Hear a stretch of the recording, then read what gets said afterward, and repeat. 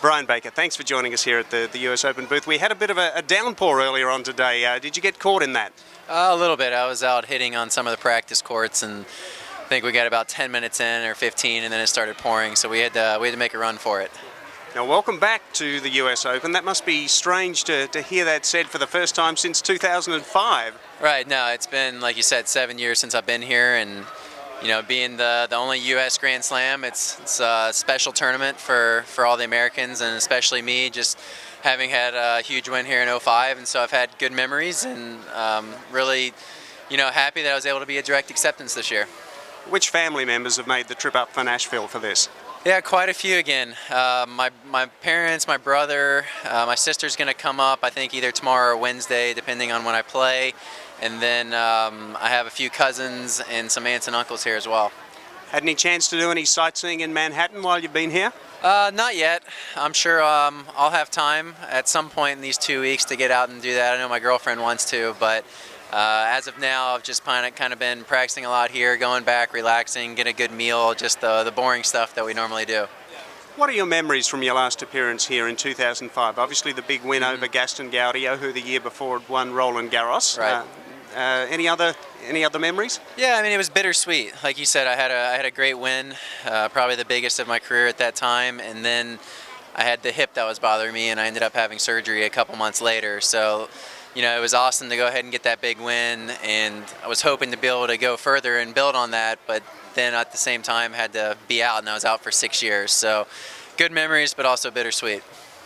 In the first round you play Jan Hayek, who you have not played before. How do you prepare for a match against a guy you haven't played before?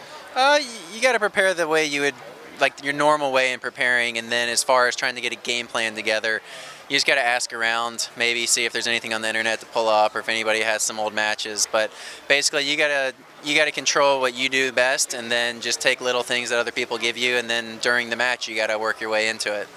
Most people by now are aware of the amazing comeback story, the 6 surgeries, and then dramatic run where you made the Nice final from qualifying, the Wimbledon 4th round from qualifying. If you had to pick out of those 2 runs, which surprises you the most?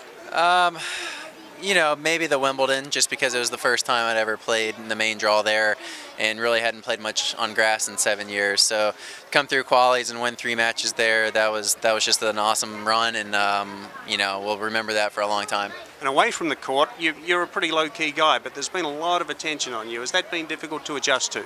Yes and no. It has been more time-consuming, and you have to adjust your schedule accordingly. But I've been enjoying it. I always take the approach of you must have done something right if you're getting the attention. So I've been rolling with it, and it's been fun. It's been fun this summer.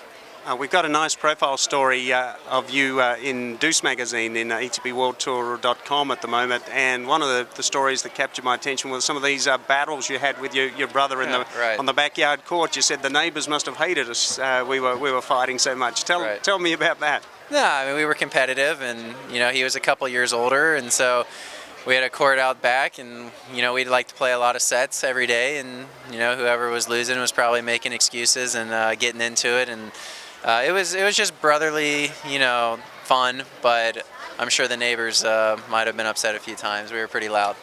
And during the amazing comeback, have 1 or 2 American players been particularly helpful to you? I think pretty much the whole group has been really supportive, but the ones that I've spent the most time with are still like Rajiv Ram, the guy that I've played doubles with a lot, and then still hang out a lot with Bobby Reynolds. But I've been around like Query and Isner and all those guys. So I mean, everybody's been great to me.